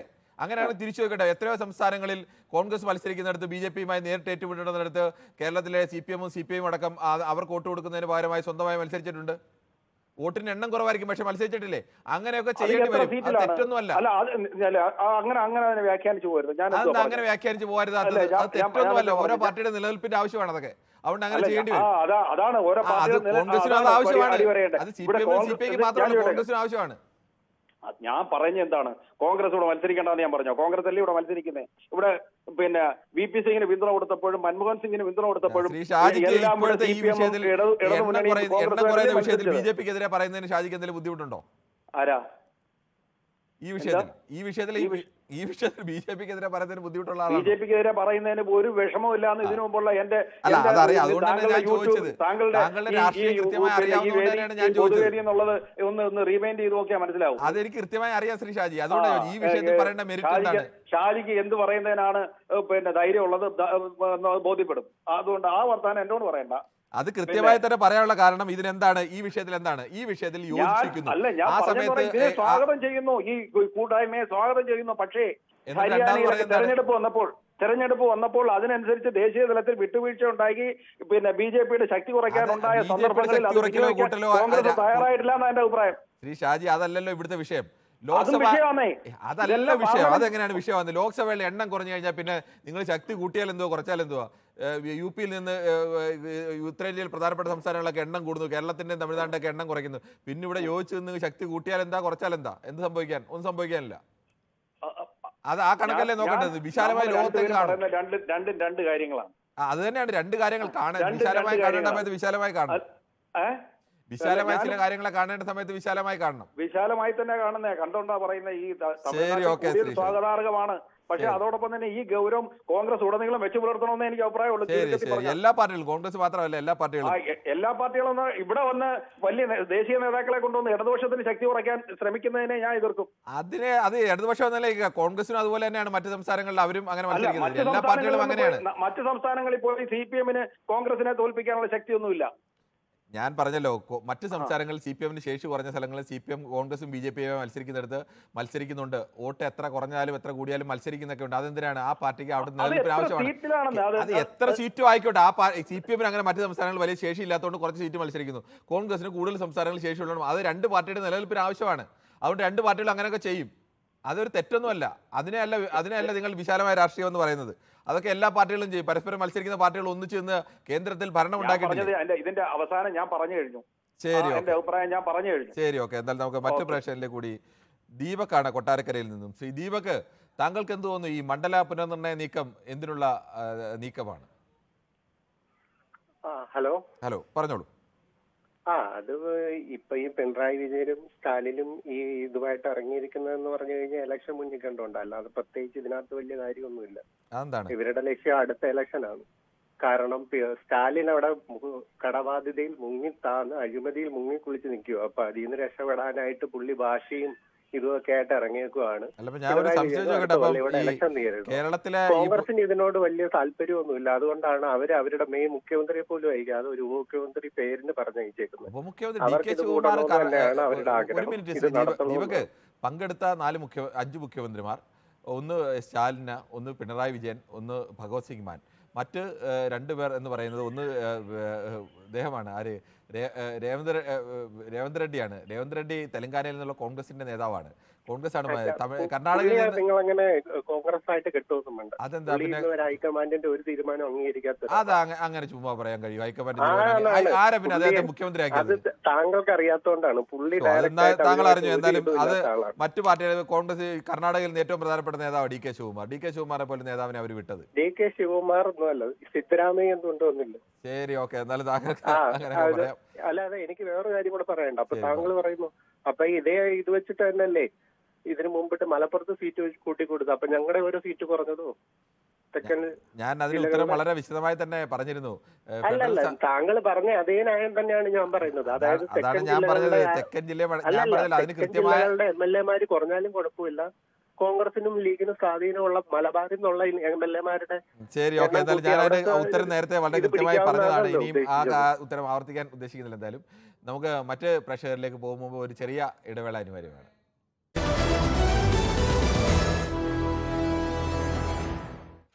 ശ്രീ ബാലകൃഷ്ണനാണ് വടകരയിൽ നിന്നും. ശ്രീ ബാലകൃഷ്ണൻ, ഇപ്പോൾ ഒരു മണ്ഡല പുനർനിർണയത്തിന് കേന്ദ്ര സർക്കാർ നീങ്ങുകയാണ്. 2026 കന്യാകുമാരി കണക്കാണ് അതിനെ ആയുധം ആക്കുന്നത്. അങ്ങനെ വന്നാൽ കേരളം അടക്കമുള്ള ദക്ഷിണേന്ത്യൻ സംസ്ഥാനങ്ങളിലെ ആകെ MP-മാരുടെ വിഹിതത്തിൽ കുറവുണ്ടാവുകയും UP രാജസ്ഥാനും അടക്കമുള്ള സംസ്ഥാനങ്ങളുടെ വിഹിതത്തിൽ വർധനവുണ്ടാവുകയും ചെയ്യും. ഇത് ദക്ഷിണേന്ത്യക്കെതിരായിട്ടുള്ള ഒരു നീക്കം കൂടിയല്ലേ? കിരൺ സാർ, നമസ്കാരം. നമസ്കാരം. നമ്മുടെ രാജ്യത്ത് ജനാധിപത്യ രീതിയിലാണോ തെരഞ്ഞെടുപ്പ് നടക്കുന്നത്? ഹലോ ഹലോ ഹലോ പറഞ്ഞോളൂ. ഹലോ സാർ പറഞ്ഞോളൂ. ശ്രീ ബാലകൃഷ്ണൻ. ഹലോ ശ്രീ ബാലകൃഷ്ണൻ പറഞ്ഞോളൂ. നമ്മുടെ രാജ്യത്ത് ജനാധിപത്യ രീതിയിലാണോ തെരഞ്ഞെടുപ്പ് നടക്കുന്നത്? ഭരണഘടനാ പ്രകാരം ആണല്ലോ. കേൾക്കാമോ സാർ? കേൾക്കാൻ, പറഞ്ഞോളൂ താങ്കൾ. ഞാൻ 2 പ്രാവശ്യം പറഞ്ഞോളാം. അപ്പം ജനസംഖ്യ അടിസ്ഥാനത്തിൽ വാർഡ് വിഭജനം ചെയ്യുമ്പോൾ അതിൽ ദക്ഷിണേന്ത്യയും വടക്കേന്ത്യയും തെക്കേന്ത്യയും ഒന്നുമില്ല സാർ. അതെന്താണ് ശ്രീ ബാലകൃഷ്ണൻ? ഞാൻ ഒരു സംശയം ചോദിച്ചോട്ടെ. ജനസംഖ്യ നിയന്ത്രിക്കണമെന്ന് പറഞ്ഞത് ആരാണ്? അദ്ദേഹത്തിന്റെ ടെലിഫോൺ ബന്ധം തടസ്സപ്പെട്ടു. പ്രസന്നനാണ് തിരുമലയിൽ നിന്നും. ശ്രീ പ്രസന്നൻ, താങ്കൾക്ക് എന്താണ് ഈ വിഷയത്തിൽ പറയാനുള്ളത്? ഈ വിഷയം ഇതിപ്പോ ഇലക്ഷൻ മുന്നിൽ കണ്ടുകൊണ്ടുള്ള ഒരു വേലയാണ്, അല്ലാതെ ഇതിനകത്ത് പ്രത്യേകിച്ചൊന്നും ആർക്കും നേടാനില്ല. സെൻട്രൽ ഗവൺമെന്റ് ഇപ്പം അവരുടെ ഭൂരിപക്ഷത്തിൽ ഭരിക്കുന്നുണ്ട്. ഇത് മാറ്റം വരുത്തുന്നത് നമ്മുടെ ഇവിടുത്തെ ഇലക്ഷൻ മുന്നിൽ കണ്ടുകൊണ്ട് തെക്കൻ സംസ്ഥാനങ്ങളെല്ലാം നമ്മുടെ സംസ്ഥാനങ്ങളുടെ MP-മാരുടെ പ്രാതിനിധ്യം കുറയുന്നത് കേരളത്തിന് നഷ്ടമല്ലേ എല്ലാ തരത്തിലും? നഷ്ടം കുറയത്തില്ല. അത് പൊതുവെ എത്ര സ്ട്രെങ്ത് ഉണ്ടോ അതനുസരിച്ചേ ചെയ്യുള്ളൂ. അല്ലാതെ പ്രത്യേകിച്ച് ഏരിയയുടെ വലിപ്പം അനുസരിച്ച് നോക്കിയാൽ രാജസ്ഥാൻ പോലുള്ള സ്ഥലങ്ങളിൽ. ശ്രീ പ്രസന്നൻ പറഞ്ഞോളൂ. അല്ല, അങ്ങനെ നഷ്ടം വരത്തില്ല. നഷ്ടം വരാൻ അങ്ങനെ ഇവിടുത്തെ വെട്ടി കുറയ്ക്കുകയൊന്നുമില്ല. ആകെ ഇപ്പോഴുള്ള 543 വരം 750 ആക്കിയാൽ ഇവിടെ കുറച്ചില്ല എന്ന് പറഞ്ഞുകൊണ്ട് കാര്യമുണ്ട്. നമ്മുടെ അനുവാദം കുറയില്ലേ? നമ്മുടെ അനുവാദം കുറയുമ്പോൾ അതിന്റെ അനുസരിച്ച് നമുക്ക് മാറ്റം വരും. അവരങ്ങനെ പക്ഷപാതമായിട്ട് ചെയ്യാൻ പറ്റത്തില്ല. അതങ്ങനെ ജനസംഖ്യയുടെ അടിസ്ഥാനത്തിൽ നോക്കിയാൽ ജനസംഖ്യ കൂടിയ സംസ്ഥാനങ്ങൾക്ക് കൂടുതൽ വിഹിതം കിട്ടും, ജനസംഖ്യ കുറഞ്ഞ സംസ്ഥാനങ്ങൾക്ക് കുറഞ്ഞ വിഹിതം കിട്ടും. അതല്ലേ? അത്രേ ഉള്ളൂ. അപ്പൊ അങ്ങനെ വരുമ്പോൾ നമ്മുടെ വിഹിതം കുറയില്ലേ? ജനസംഖ്യ കുറയ്ക്കാൻ പറഞ്ഞത് കേന്ദ്ര സർക്കാരല്ലേ? അതനുസരിച്ച് രാജ്യത്തിന്റെ പുരോഗതിക്ക് വേണ്ടി, ഇന്ത്യയുടെ പുരോഗതിക്ക് വേണ്ടി മലയാളികളും തമിഴിനും തെലുങ്കരും ആന്ധ്രക്കാരനും ഒക്കെ ജനസംഖ്യ കുറച്ചപ്പോൾ UP-കാർ ജനസംഖ്യ കുറച്ചില്ല. അതുകൊണ്ട് അവർക്ക് ലാഭം, ഇപ്പോൾ നമുക്ക് നഷ്ടം. അതല്ലേ കണക്ക്? അല്ല, നമുക്ക് അങ്ങനെ കണക്കൊന്നും വരത്തില്ല. ഇതെല്ലാം നമ്മൾ അങ്ങനെ മാറത്തില്ല. ഇതിനെല്ലാം ആ സംവിധാനം വെട്ടി ഇവർക്കാർക്കൊന്നും ചെയ്യാൻ കേന്ദ്ര ഗവൺമെന്റ് ഭരിക്കുന്നു എന്ന് പറഞ്ഞ് ഇത് മാറ്റി അങ്ങനെ മാറ്റി മറിക്കത്തൊന്നുമില്ല. അവരങ്ങനെ മാറ്റി മറിക്കാനല്ലേ ഇപ്പോൾ പറയുന്നത്? കേന്ദ്ര സർക്കാർ ഇപ്പോൾ പറയുന്നതല്ലേ? അല്ല, ഇവരിപ്പോ കൂടിയിരിക്കുന്നതിൽ അത് ഇതുമായിട്ട് യാതൊരു ബന്ധമില്ലാതെ ഇവരെല്ലാം കൂടെ കൂടിയിരിക്കുക. കേരളത്തിൽ വരുമ്പം കോൺഗ്രസ് ഒന്ന്, പിന്നെ കമ്മ്യൂണിസ്റ്റ് ഒന്ന്, അവിടെ ചെല്ലുമ്പോൾ അവർ രണ്ട് ഒന്ന്. ഇവരെവിടെ പോയിട്ട് എന്ത് ചെയ്യാനാ? ഒന്നും ചെയ്യാനാ. ഇവരിങ്ങനെ ഒരു വേല കാണിക്കുന്നു എന്ന് മാത്രം. ശരി, ഓക്കെ. ശ്രീ പ്രസന്നൻ. ബാലകൃഷ്ണനാണ് വടകരയിൽ നിന്ന്. ശ്രീ ബാലകൃഷ്ണൻ, താങ്കൾ ബാക്കി പറഞ്ഞോളൂ. സാർ നമസ്കാരം. ബാക്കി പറഞ്ഞോളൂ. സത്യത്തിൽ ഇതെന്താ സാർ ഈ പറയുന്നത്? അന്ന് ജനസംഖ്യ കുറക്കണം എന്ന് പറയുമ്പോൾ ഭാരതീയ ജനതാ പാർട്ടി ആണോ ഇന്ത്യ രാജ്യം ഭരിച്ചിരുന്നത്? ജനസംഖ്യ കുറയ്ക്കണം എന്നുള്ളത് തന്നെയാണ് ഭാരതീയ ജനതാ പാർട്ടി ഭരിക്കുന്ന കേന്ദ്ര സർക്കാരിന്റെ, നരേന്ദ്രമോദി പ്രധാനമന്ത്രിയായ കേന്ദ്ര സർക്കാരിന്റെ നിലപാട്. അതിൽ മാറ്റമില്ല, അറിയില്ലേ? അത് ഇന്ന് വന്നതല്ല സാർ. അത് ഇന്നും അത് തന്നെയാണ്, നിലപാട് മാറ്റിയിട്ടില്ല. അതുകൊണ്ടല്ല സാർ ജനാധിപത്യം കളിച്ചാൽ തന്നെയാ സീറ്റ് ഉണ്ടാവുക. അതിനെന്ത് ദക്ഷിണേന്ത്യയും വടക്കേന്ത്യയും തെക്കേന്ത്യയും സാർ? ഇതെന്ത് ന്യായമാണ് സാർ പറയുന്നത്? ന്യായത്തിന് പ്രത്യേകിച്ച് കുറവുണ്ടെന്ന് എനിക്ക് തോന്നുന്നില്ല. അല്ല, BJP കൂടുതലുള്ള സ്റ്റേറ്റിൽ സീറ്റ് കൂടുമ്പോ ജനാധിപത്യം കശാപ്പ് ചെയ്യണമെന്നാണോ പറയുന്നത്? അങ്ങനെ സീറ്റ് കൂടരുതല്ലോ. അങ്ങനെ അവർ ഇന്ത്യയുടെ പൊതു പുരോഗതിക്ക് വേണ്ടി ഇന്ത്യ സർക്കാർ എടുത്തൊരു തീരുമാനം നടപ്പാക്കാത്തവർക്ക് അംഗീകാരം കൊടുക്കുകയും നടപ്പാക്കിയവർക്ക് തിരിച്ചടി കൊടുക്കുകയും ചെയ്യുന്നത് ശരിയാണോ? അത് നീതിയുക്തമാണോ? ഇല്ല, അങ്ങനെയൊന്നും അല്ല സാർ. ജനസംഖ്യ അടിസ്ഥാനം തന്നെയാണ്. ജനാധിപത്യത്തിൽ ജനങ്ങളാണ് യജമാനന്മാർ. കൂടുതൽ യജമാനന്മാരുള്ള സ്ഥലത്ത് കൂടുതൽ സീറ്റ്. അതാ ഞാൻ ചോദിച്ചു. അപ്പൊ ജനസംഖ്യാ നിയന്ത്രണം നടപ്പാക്കിയത് നമ്മൾ ചെയ്ത് തെറ്റായി പോയല്ലേ? ജനസംഖ്യ നിയന്ത്രണം നടപ്പാക്കിയത് കൊണ്ടൊന്നും അതൊന്നും താങ്കളൊരു രാഷ്ട്രീയ അടിസ്ഥാനത്തിലാണ് ഇപ്പൊ സംസാരിക്കുന്നത്. രാഷ്ട്രീയ അടിസ്ഥാനത്തിൽ സംസാരിക്കേണ്ടത് രാഷ്ട്രീയ അടിസ്ഥാനത്തിൽ തന്നെ സംസാരിക്കണ്ടേ? ഒരിക്കലും അല്ല സാർ. കേരളത്തിൽ BJP വരില്ല, അല്ലെങ്കിൽ BJP അല്ല എന്നുള്ള മുമ്പേ ആ ജനസംഖ്യ നിയന്ത്രിക്കണം എന്ന് പറഞ്ഞാൽ അന്നാരം പറഞ്ഞിട്ടുണ്ടായിരുന്നോ? ശരി ബാലകൃഷ്ണൻ, താങ്കൾ ഇപ്പോഴും താങ്കളുടെ അന്ധമായ രാഷ്ട്രീയ ഇതിൽ താങ്കൾ നിൽക്കുന്നു. അത് സംഭവിച്ചു, അങ്ങനെയൊക്കെ പറയാം. എന്തായാലും ആത്യന്തികമായി ഈ കണക്ക് ആണ് നടപ്പാകുന്നതെങ്കിൽ കേരളം അടക്കമുള്ള സംസ്ഥാനങ്ങൾക്ക് നഷ്ടമുണ്ടാവും. മറ്റൊരു പ്രേക്ഷകനിലേക്ക് കൂടി ഇപ്പോൾ രാജനാണ് കൊല്ലത്ത് നിന്ന്. ശ്രീ രാജൻ, താങ്കൾ എങ്ങനെയാണ് ഈ വിഷയത്തെ കാണുന്നത്? ശ്രീ രാജൻ പറഞ്ഞോളൂ. MP-മാർ കൂടിയോ കുറഞ്ഞോ അതുകൊണ്ടൊന്നും കേരളത്തിന് 10 പൈസ കിട്ടാൻ പോകുന്നില്ല. BJP ജയിപ്പിച്ച് വിടാത്തടത്തോളം കാലം എനിക്ക് തോന്നുന്നില്ല കേരളത്തിൽ എന്തെങ്കിലും കിട്ടുമെന്ന്. ഇപ്പം ഇടതുപക്ഷ ഭരണം മാറാൻ പോവാ. മാറിക്കഴിഞ്ഞാൽ ഉടനെ ഇപ്പൊ UDF-ന്റെ ഭരണം വരുക. അവര് വന്നു കഴിയുമ്പോൾ അറിയാം എത്ര രൂപ കിട്ടും, എത്ര നടക്കും, എങ്ങനെയൊക്കെ നടക്കും എന്നുള്ളത് നമുക്ക് കാണാൻ പോകുന്ന പൂരമാണ്. അതിപ്പോ നമ്മൾ അറിയാം.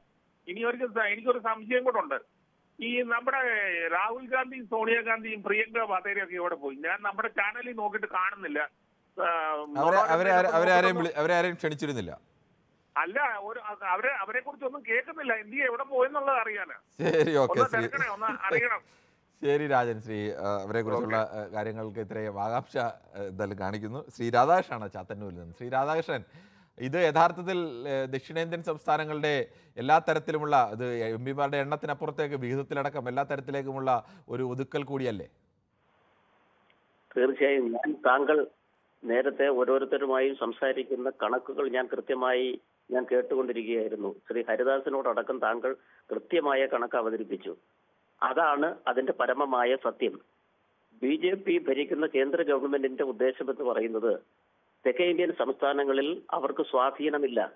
അവർ സ്വാധീനമില്ലാത്ത സംസ്ഥാനങ്ങളിൽ അവർ എന്ത് തന്ത്രം ഉപയോഗിച്ചും ഹിഡൻ അജണ്ട നടപ്പാക്കും എന്നുള്ള കാര്യത്തിൽ സംശയമില്ല. എനിക്ക് മറ്റൊരു കാര്യമാണ് ഇതിൽ പറയാനുള്ളത്. ഇന്ന് രാവിലെ നമ്മൾ ഇതിന് സമാനമായിട്ട് കണക്ട് ചെയ്തുള്ള കാര്യമായതുകൊണ്ടാണ് ഈ പറയുന്നത്. നിങ്ങൾ ദൃശ്യമാധ്യമങ്ങളിൽ പത്രമാധ്യമങ്ങളിലും അടക്കം നമ്മൾ ഞെട്ടിക്കുന്ന ഒരു വാർത്ത കണ്ടു. ഡൽഹി ഹൈക്കോടതി ജഡ്ജിയുടെ വീട്ടിൽ നിന്നും ചാക്ക് കണക്കിന് നോട്ടുകെട്ടുകൾ വിഷയമല്ല, അതിനോട് കണക്ട് ചെയ്ത് വരികയാണ്. അപ്പോൾ ഈ വടക്കേ ഇന്ത്യയിൽ തെക്കേ ഇന്ത്യൻ സംസ്ഥാനങ്ങളിൽ നമുക്ക് BJPക്ക് സ്വാധീനമുള്ളായതുകൊണ്ട് കെജ്രിവാളിനോട് കാട്ടിയതുപോലെ ഇതുപോലുള്ള ജഡ്ജിമാരെ ഉപയോഗിച്ച് കെജ്രിവാളിനെ ഒതുക്കിയതുപോലെ ഇവിടെ നടക്കാത്തത് കൊണ്ട് അത്തരത്തിലുള്ള അറസ്റ്റ് പോലുള്ള തന്ത്രങ്ങൾ ഇവിടുത്തെ തെക്കേ ഇന്ത്യൻ മുഖ്യമന്ത്രി സ്റ്റാലിനെയോ പിണറായിയോ ഒക്കെ അങ്ങനെ മറ്റു രാഷ്ട്രീയ പാർട്ടികൾ ഭരിക്കുന്ന മുഖ്യമന്ത്രിമാരെ അങ്ങനെ ഒതുക്കാൻ പറ്റാത്തത് കൊണ്ട് ഈ ജനസംഖ്യ അടിസ്ഥാനത്തിൽ എങ്ങനെ അധികാരം പിടിക്കാമെന്നുള്ള മറ്റൊരു പ്രശ്നത്തിലേക്ക് കൂടി പോകണം. രാജേന്ദ്രനാണ് തിരുവനന്തപുരത്ത് നിന്നും. ശ്രീ രാജേന്ദ്രൻ, താങ്കൾക്ക് പറയാം. ജനസംഖ്യ ആനുപാതികമായിട്ട് തന്നെ മണ്ഡല പുനർനിർണയം നടത്തണമെന്നാണ് എന്റെ അഭിപ്രായം. കാര്യം എന്ന് പറഞ്ഞു കഴിഞ്ഞാൽ നിങ്ങൾ പറഞ്ഞ ഡിസ്പാരിറ്റി ഇപ്പോഴും ഉണ്ടല്ലോ. കേരളത്തിൽ 20 MP-മാരാ. കേന്ദ്ര ആഭ്യന്തരമന്ത്രി തന്നെ പറഞ്ഞിട്ടുണ്ട്, ഒരിക്കലും ഇപ്പോൾ നിലവിലുള്ള MP-മാരുടെ സംഖ്യ കുറയ്ക്കുന്ന കാര്യങ്ങൾ ഉണ്ടാകില്ല, എന്നാൽ കൂടേണ്ട സ്ഥലങ്ങളിൽ കൂടുകയും ചെയ്യും. സംശയം നമ്മുടെ വിഹിതം കുറയില്ല. അപ്പോൾ ഇല്ല, ഞാൻ എന്ത് വിഹിതമാണ് ഞാൻ ചോദിക്കട്ടെ. ഇപ്പോഴും കേരളത്തിൽ 20 MP-മാരുണ്ട്. UP-യിൽ 80 കാണും, തമിഴ്നാട്ടിൽ 39 കാണും, ബംഗാളിൽ 42 കാണും. ഈ ബംഗാളിലെ 42 കേരളത്തിൽ 20 തമ്മിൽ എങ്ങനെ യോജിക്കണേ?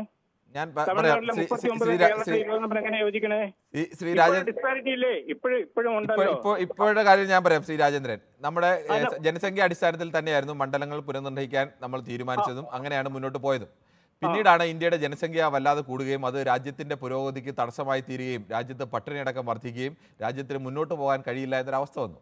അങ്ങനെ ഒരു അവസ്ഥ വന്നപ്പോഴാണ് രാജ്യത്ത് ജനസംഖ്യ കുറയ്ക്കണം എന്നുള്ള തീരുമാനത്തിലേക്ക് കേന്ദ്ര സർക്കാർ എത്തുകയും ജനസംഖ്യ നിയന്ത്രണത്തിന് വേണ്ടി വലിയ ഡ്രൈവ് ഒക്കെ ഇന്ത്യ ആകമാനം നടത്തുകയും ഒക്കെ ചെയ്തത്. അത് രാഷ്ട്രീയ വ്യത്യാസമില്ലാതെ ഇന്ത്യയിലെ എല്ലാ രാഷ്ട്രീയ പാർട്ടികളും സംസ്ഥാന സർക്കാരുകളും ഒക്കെ ഏറ്റെടുത്താണ്. അന്ന് അങ്ങനെ ഒരു തീരുമാനമെടുത്തതിന്റെ ഫലമായിട്ട് പിന്നീട് നടപ്പാക്കേണ്ട സമയത്ത് അന്നത്തെ സർക്കാരടക്കം തീരുമാനിച്ചത് ജനസംഖ്യാ നിയന്ത്രണം നടപ്പാക്കിയെന്നതിന്റെ പേരിൽ ഒരു സംസ്ഥാനത്തിന് കിട്ടേണ്ട ന്യായമായ അവകാശങ്ങൾ തള്ളിപ്പോവരുത്.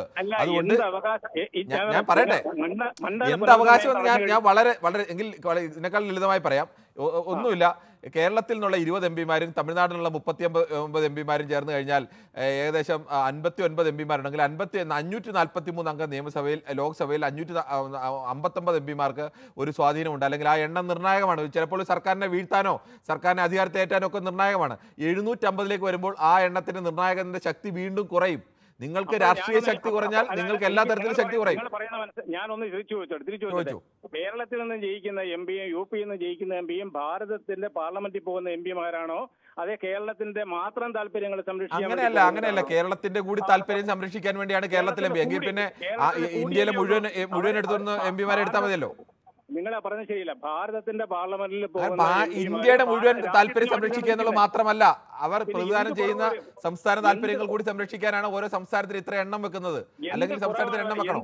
അല്ല, ഞാൻ പറയാം, എന്ത് കുറവാണ് വരുന്നത്, എന്ത് കുറവാണ് ഒരു സംസ്ഥാനത്ത് വരുന്നത്? ഞാനതാ പറഞ്ഞ വളരെ ധനകാര്യ കമ്മീഷൻ ഈ എംപിമാരെ എണ്ണം നോക്കിയിട്ടാണ് ഫണ്ട് അനുവദിക്കുന്നത് അല്ലല്ലോ. എങ്ങനെയാണ് എങ്ങനെയാണ് ഇന്ത്യയിൽ രാഷ്ട്രീയ അധികാരം നേടുന്നത്? സുഹൃത്തെ, ഞാൻ ഒന്ന് ചോദിച്ചു, രാഷ്ട്രീയ അധികാരത്തിൽ എണ്ണം പ്രധാനമാണോ? മണിപ്പൂരിലെ എംപിമാർ 2 എംപിമാരേ ഉള്ളൂ. അതുകൊണ്ടാണ് മണിപ്പൂർ കലാപം 2 വർഷമായിട്ട് കേന്ദ്ര സർക്കാർ ഇടപെടാതിരിക്കുന്നത്. തമിഴ്നാട്ടിലാണ് ഇങ്ങനെ ഒരു കലാപം നടന്നതെങ്കിൽ തമിഴ്നാട്ടിലെ എംപിമാർ പാർലമെന്റ് സമീപിച്ച് അവിടെ കേന്ദ്ര സർക്കാരിന്റെ ഇടപെടൽ ഉണ്ടായേനെ. മണിപ്പൂരിന്റെ ചരിത്രം നിങ്ങൾ നോക്കുക. പണ്ട് സ്വാതന്ത്ര്യം കിട്ടുന്നതിന് മുമ്പ് ഇതുപോലുള്ള ഏത് ചരിത്രം നോക്കിയാലും ഇത്ര ദീർഘകാലം നിലനിന്ന ഒരു കലാപത്തിന്റെ ചരിത്രമല്ല. അതിനു മുമ്പുണ്ട കലാപത്തിന്റെ കാലത്തെല്ലാം ഇടപെടൽ ഉണ്ടായിട്ടുണ്ട്. വടക്കുകിഴക്കൻ സംസ്ഥാനങ്ങൾക്ക് ഏറ്റവും കൂടുതൽ പ്രാതിനിധ്യം കൊടുക്കുന്നത്, ഏറ്റവും കൂടുതൽ ഫണ്ട് അനുവദിച്ചുള്ളതും ഈ കാലത്ത് തന്നെയാണ്. അത് ഒരു സംശയം ഡേറ്റ ഉണ്ടല്ലോ. ഫണ്ടിന്റെ കണക്കൊന്നുമല്ല പറഞ്ഞത്. മണിപ്പൂരിലെ ആളുകൾക്ക് ജീവൻ പോലും സംരക്ഷിക്കാൻ കഴിയാതെ സ്വന്തം വീട് വിട്ടോടേണ്ടി വരുന്ന ആയിരക്കണക്കിന് പേർ നിൽക്കുമ്പോഴാണ് അവിടുത്തെ ഫണ്ടിന്റെ കണക്ക് കൊണ്ടുവരുന്നത്. ഇതിപ്പോഴും ഒരു ചപ്പളാച്ചി പരിപാടിയാണ്. സ്റ്റാലിൻ ഉൾപ്പെടെയുള്ളവർ നടത്തുന്ന അഴിമതികളെ മൂടിവെക്കാൻ വേണ്ടിയിട്ട് വെറുതെ ഒരു വിഷയം എടുത്തിട്ട് തെക്കെന്നും വടക്കെന്നും പറഞ്ഞിട്ട് ഒരു വിഭാഗീയത ഉണ്ടാക്കിയിട്ട് വിഘടനവാദത്തിന്റെ തുടക്കം ഉണ്ടാക്കി വെക്കുകയാണ്, വേറൊന്നുമല്ല. അതെന്തുകൊണ്ട് വിഘടനവാദം? കേരളത്തിൽ നിന്നും തമിഴ്നാട്ടിൽ നിന്നുള്ള എംപിമാരുടെ എണ്ണം കുറഞ്ഞു കഴിഞ്ഞാൽ അതിനെതിരെ പ്രതിഷേധിക്കുമ്പോൾ അങ്ങ് വിഘടനവാദമാകുമോ? കുറയില്ലെന്ന്, എംപിമാരുടെ എണ്ണം കുറയില്ല. മറ്റിടത്ത് കൂടുമോ? യുപിയിൽ എണ്ണം കൂടുമോ? യുപിയിൽ എണ്ണം കൂടുമോ? ഞാൻ ചോദിക്കട്ടെ, 10 ലക്ഷത്തിന് ഒരു എംപി, 20 ലക്ഷത്തിന് ഒരു എംപി പറഞ്ഞാൽ ന്യായം? അങ്ങനെയാണെങ്കിൽ ഇപ്പോഴെങ്ങനെയാണ്? ന്യായമാണ്. അങ്ങനെയാണെങ്കിൽ ഇപ്പോഴെങ്ങനെയാണ്? ലക്ഷദ്വീപിന് ഒരു എംപി ഇല്ലേ? ലക്ഷദ്വീപിൽ എത്ര പേരുണ്ട്? ലക്ഷദ്വീപ് കേരളത്തിന്റെ ഒരു നിയമസഭയുടെ അത്ര ജനസംഖ്യ ഉണ്ടോ? അങ്ങനെ പല സ്ഥലങ്ങളിലും അങ്ങനെയൊക്കെ കൊടുക്കേണ്ടി വരും. അങ്ങനെയാണ് ഒരു നിയമം ഉണ്ടാക്കുന്നത്. ഒരിക്കലും കുറയില്ല. കേരളത്തിന്റെ ഇരട്ടി വലിപ്പം, കേരളത്തിന്റെ ഒപ്പം വലിപ്പമുള്ള ലോക്സഭാ മണ്ഡലങ്ങളുണ്ട് ഇന്ത്യയിൽ, അതറിയാമോ? നിങ്ങൾ ഈ ജനസംഖ്യയുടെ കാര്യം പറയുകയാണെന്നുണ്ടെങ്കിൽ കേരളത്തിലെ എല്ലാ സ്ഥലത്തും ഒരേപോലെയാണ് ജനസംഖ്യ കൂടുകയും. കേരളത്തിലുള്ള സ്ഥലത്ത് ഒരേപോലെ ജനസംഖ്യ ആവണമെന്നില്ല. ഇതൊരു ഫെഡറൽ സംവിധാനത്തിൽ സംസ്ഥാനങ്ങളാണ്. ഇവിടെ കുറയില്ലേ? ഇവിടെ നിയമസഭാ മണ്ഡലങ്ങളിൽ വ്യത്യാസം അതല്ലല്ലോ ശ്രീ രാജേന്ദ്രൻ. ഫെഡറൽ സംവിധാനമാണോ? കേരളത്തിനകത്ത് ഓരോ ജില്ലകളും ഫെഡറൽ സംവിധാനമാണോ സംസ്ഥാനവും തമ്മിൽ? നിങ്ങൾ ഈ ഫെഡറലൊക്കെ വെറുതെ പറഞ്ഞു. ഫെഡറൽ വെറുതെ പറയുന്നതാണ്. ഇന്ത്യൻ ഭരണഘടന പറയുന്നതല്ലേ ഫെഡറൽ? അത് ഞാൻ വെറുതെ പറയുന്നതാണോ? ഇന്ത്യയിലെ ഇവിടുന്ന് ജയിച്ചു പോകുന്ന ഒരു എംപി ഭാരത പാർലമെന്റിൽ പോകുന്ന എംപി ആണ്. ഇന്ത്യയുടെ പാർലമെന്റിൽ പോകുന്ന എംപി ആ സംസ്ഥാനത്തിന്റെ കൂടി താല്പര്യം, അതിനുവേണ്ടിയാണല്ലോ ഈ സംസ്ഥാനം തെരഞ്ഞെടുത്ത് അയക്കുന്നത്.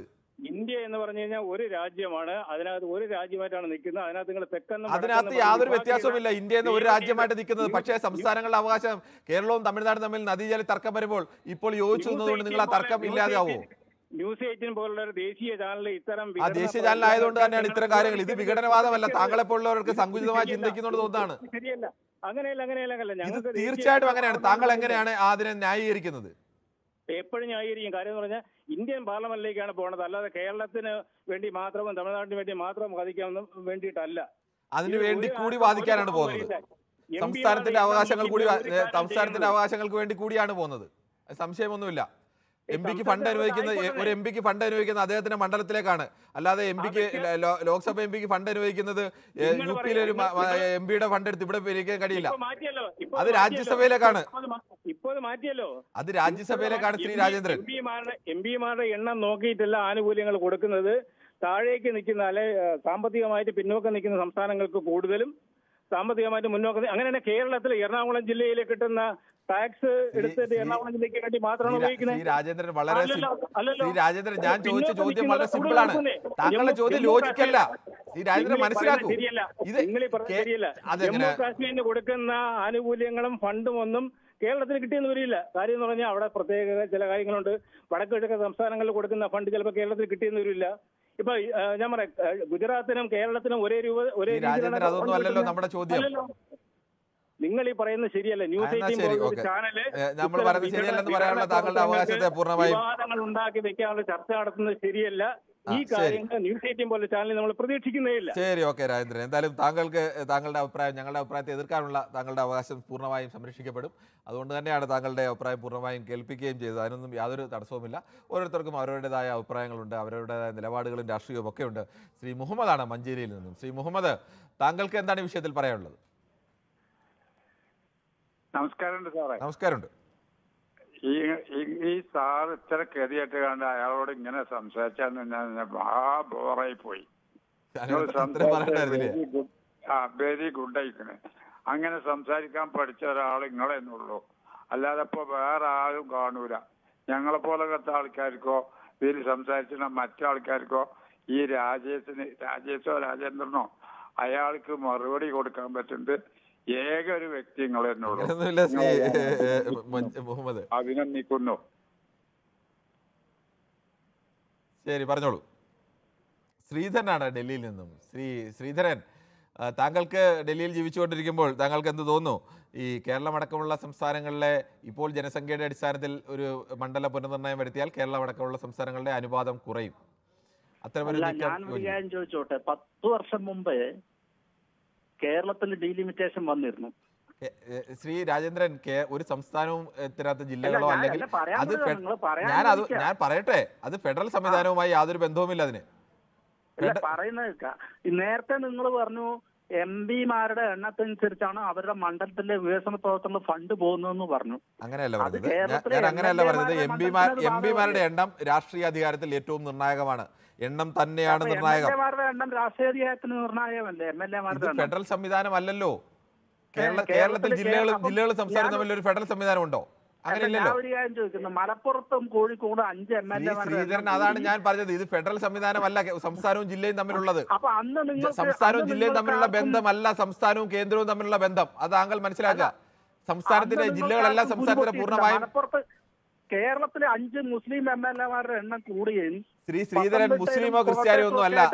5 ഇവരുടെ എണ്ണം കുറയുകയും ചെയ്യുമ്പോൾ നിങ്ങൾക്ക് ആർക്കും കുരു പൊട്ടിയിട്ടില്ലേ? ശ്രീധരന് കുരു പൊട്ടണ്ട. ശ്രീധരൻ, താങ്കൾ ഫെഡറൽ സംവിധാനം എന്താണെന്ന് മനസ്സിലാക്കിയാൽ ഈ സംവിധാനത്തെ താങ്കളുടെ ഈ പരാതി മാറും.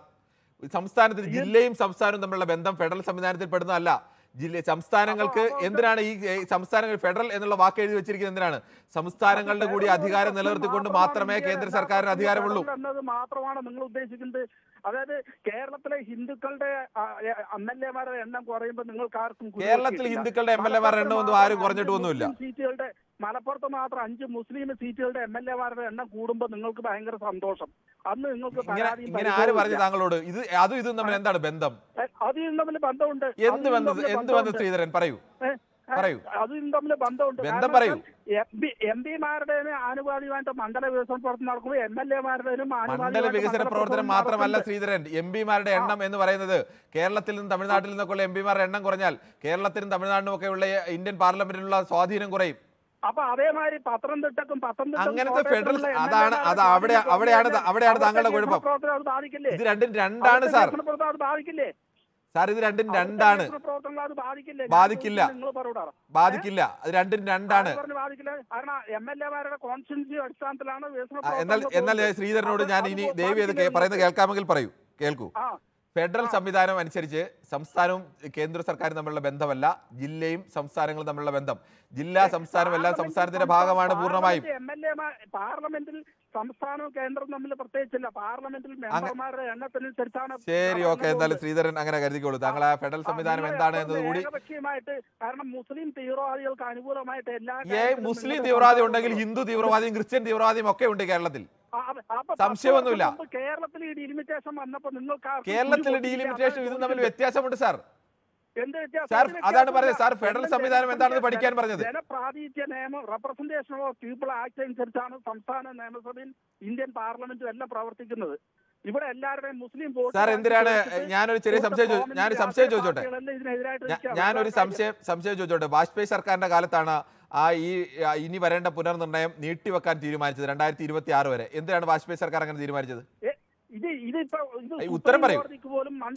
താങ്കൾ ഇതിന് ഉത്തരം പറയൂ. എന്തിനാണ് വാജ്പേയി സർക്കാർ ഈ ഡീലിമിറ്റേഷൻ 2026 വരെ നീട്ടാൻ തീരുമാനിച്ചത്? ആ വാജ്പേയി സർക്കാർ തെറ്റിയെന്ന് ഇവിടെ ആരും പറഞ്ഞിട്ടില്ലല്ലോ. BJP പറയുന്നുണ്ടോ തെറ്റിയെന്നില്ലല്ലോ?